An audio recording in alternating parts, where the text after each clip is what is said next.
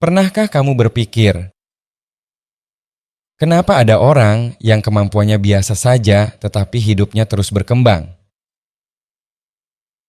Sementara ada orang yang cerdas, berpendidikan, bahkan memiliki banyak kesempatan, namun hidupnya terasa jalan di tempat.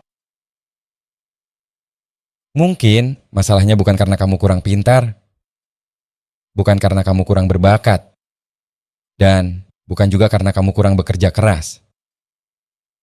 Bisa jadi hidupmu sedang dihancurkan oleh satu kebiasaan yang terlihat sangat normal. Kebiasaan itu adalah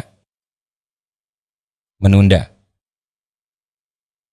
Bukan menunda sekali, bukan menunda 2 kali, tetapi menjadikan penundaan sebagai gaya hidup. Dan yang paling berbahaya, kamu mungkin tidak pernah sadar bahwa setiap hari kebiasaan itu sedang mencuri masa depanmu. Kita sering berkata, "Aku memang pemalas." Padahal penelitian psikologi menunjukkan bahwa itu belum tentu benar. Selama bertahun-tahun, banyak orang percaya bahwa prokrastinasi terjadi karena seseorang kurang disiplin. Namun, Profesor Timothy Pikil, ia salah satu peneliti paling dikenal dalam bidang prokrastinasi, menemukan sesuatu yang mengejutkan. Menurutnya, prokrastinasi bukanlah masalah manajemen waktu, melainkan masalah mengelola emosi. Pikirkan sejenak. Ketika kamu harus mengerjakan laporan, menyusun skripsi, belajar untuk ujian, atau menyelesaikan pekerjaan kantor, apa yang sebenarnya kamu rasakan? Mungkin bosan, lelah, cemas, atau takut gagal. Dan saat emosi itu muncul, otakmu langsung mencari jalan tercepat untuk menghilangkan rasa tidak nyaman tersebut, bukan dengan menyelesaikan pekerjaan, tetapi dengan menghindarinya. Lalu, kamu membuka TikTok, scrolling Instagram, melihat video YouTube Shorts, atau membuka marketplace hanya untuk yang sekadar melihat-lihat. Ironisnya, di saat itulah otakmu merasa itu lebih nyaman. Karena setiap video, setiap notifikasi, dan setiap konten baru memberikan sedikit dorongan dopamin. Kamu merasa yang lebih baik, tetapi hanya untuk beberapa menit. Lalu, pekerjaan itu masih ada. Deadline semakin dekat. Dan rasa bersalah justru menjadi lebih besar. Inilah paradoksnya. Semakin kita menunda untuk menghindari rasa tidak nyaman, semakin besar rasa tidak nyaman yang akan kita rasakan di kemudian hari. Otakmu selalu memilih jalan termudah. Bayangkan, di hadapanmu ada 2 pilihan. Pilihan pertama, kamu mulai belajar selama 1 jam. Hasilnya mungkin baru akan kamu rasakan 6 bulan atau bahkan setahun lagi. Pilihan kedua, kamu membuka TikTok, Instagram, atau YouTube Shorts. Dalam hitungan detik, otakmu langsung mendapatkan hiburan. Tidak perlu berpikir keras, tidak perlu berjuang, tidak perlu merasa tidak nyaman. Kalau kamu jadi otak, pilihan mana yang akan kamu ambil? Jawabannya hampir selalu pilihan kedua.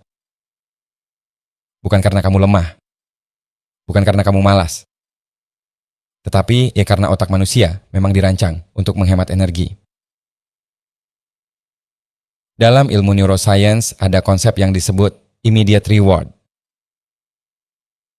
Artinya, otak lebih menyukai hadiah kecil yang bisa didapat sekarang dibanding hadiah besar yang harus menunggu. Itulah sebabnya satu video berubah menjadi 10. 10 berubah menjadi 50.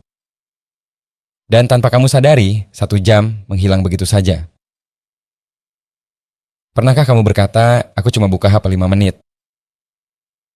Lalu, saat melihat jam, ternyata sudah hampir tengah malam. Kalau itu pernah terjadi, kamu tidak sendirian. Perusahaan teknologi menghabiskan miliaran rupiah untuk mempelajari bagaimana membuatmu bertahan beberapa menit lebih lama. Scroll tanpa akhir. Video berikutnya selalu lebih menarik. Notifikasi selalu muncul di waktu yang tepat. Semuanya dirancang untuk membuat otakmu berkata, satu video lagi. Masalahnya bukan satu video itu. Masalahnya adalah ketika satu video lagi berubah menjadi akan kebiasaan setiap hari. Karena masa depanmu tidak dihancurkan oleh satu keputusan besar. Tetapi oleh ribuan keputusan kecil yang kamu anggap tidak penting.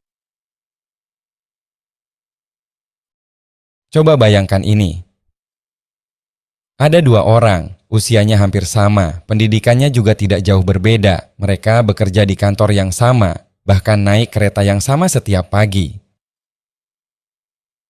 Kalau melihat mereka dari luar, tidak ada yang istimewa, tidak ada yang terlihat lebih pintar, tidak ada yang terlihat lebih berbakat. Lalu, 5 tahun berlalu. Yang satu, masih mengeluh tentang hidupnya, masih menunggu kesempatan datang, masih berkata, aku sebenarnya punya potensi. Sementara yang satu lagi sudah beberapa kali naik jabatan, penghasilannya meningkat, kepercayaan dirinya juga berubah. Apa bedanya? Bukan IQ, bukan koneksi, dan bukan keberuntungan.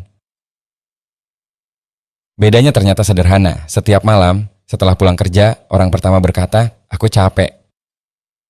Lalu membuka media sosial, niatnya hanya 5 menit. Tapi kamu pasti tahu, 5 menit di media sosial sering berubah menjadi 1 jam, kadang 2 jam. Orang kedua juga lelah, sama lelahnya. Bedanya, ia membuat satu keputusan kecil. Sebelum tidur, ia belajar, tidak lama, mungkin hanya 20 atau 30 menit. Hari berikutnya, ia mengulanginya lagi, lalu besoknya lagi, dan lagi. Tidak ada perubahan yang langsung terlihat, tidak ada tepuk tangan, tidak ada yang memujinya. Tetapi, kebiasaan kecil itu diam-diam sedang bekerja. Persis seperti bunga majemuk. Sedikit demi sedikit, hari demi hari, sampai akhirnya hasilnya terlalu besar untuk diabaikan.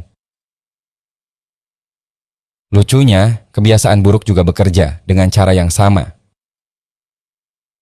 Satu malam scroll media sosial tidak akan menghancurkan hidupmu. Tetapi, 1000 malam bisa jadi cerita yang berbeda. Sampai di sini, mungkin kamu berpikir, memangnya apa bedanya kalau aku menunda 1 hari? Jawabannya mungkin tidak ada. Menunda 1 hari tidak akan menghancurkan hidupmu. Tidak belajar hari ini tidak langsung membuatmu gagal. Tidak olahraga hari ini juga tidak membuat tubuhmu sakit seketika. Masalahnya bukan 1 hari. Masalahnya adalah ketika 1 hari berubah menjadi kebiasaan. James Clear dalam bukunya Atomic Habit menulis sebuah kalimat yang sangat sederhana. Setiap tindakan yang kita ulang adalah sebuah suara untuk menentukan akan menjadi siapa kita. Artinya, setiap kali kamu berkata, nanti saja, otakmu sedang belajar bahwa menunda adalah hal yang normal. Sebaliknya, setiap kali kamu tetap mulai meskipun hanya 5 menit, otakmu juga sedang belajar bahwa kamu adalah seseorang yang menyelesaikan apa yang sudah dimulai. Coba bayangkan sebatang pohon bambu. Selama bertahun-tahun, hampir tidak ada yang terlihat di atas tanah. Banyak orang mengira tidak ada yang terjadi. Padahal, di bawah permukaan, akarnya sedang tumbuh semakin kuat. Begitu juga dengan hidupmu. Saat kamu membaca 10 halaman buku, belajar 30 menit, menabung sedikit demi sedikit, mungkin tidak ada yang berubah hari ini. Tetapi sesuatu sedang tumbuh yang belum bisa kamu lihat. Ironisnya, kebiasaan buruk juga bekerja dengan cara yang sama. Tidak terasa, tidak berisik. Tetapi pelan-pelan ia mengambil waktu, kesempatan, dan masa depanmu. Karena pada akhirnya hidup kita jarang berubah karena satu keputusan besar. Hidup berubah karena keputusan kecil yang kita ulang setiap hari. Aku ingin mengajakmu membayangkan sesuatu. Bayangkan 5 tahun dari sekarang. Kamu sedang duduk, mungkin di ruang kerja, mungkin di rumah, atau mungkin sedang dalam perjalanan pulang. Lalu, kamu melihat ke belakang, mengingat hari ini, hari ketika sebenarnya kamu punya dua pilihan. Pilihan pertama mengatakan nanti saja, seperti biasanya. Dan pilihan kedua memulai, walaupun kecil, walaupun hanya 5 menit. Yang menarik, hidup jarang berubah karena satu keputusan besar. Coba pikirkan. Kamu bisa membaca satu halaman buku malam ini atau tidak membaca sama sekali. Kamu bisa berjalan kaki 10 menit atau rebahan sambil scrolling. Besok mungkin tidak ada bedanya. Minggu depan mungkin juga belum terasa. Tapi setelah ratusan hari, keputusan-keputusan kecil itu mulai saling menumpuk. Dan tanpa sadar, orang yang kamu lihat di cermin sudah menjadi orang yang berbeda. Bukan karena ada keajaiban, bukan karena motivasi yang luar biasa.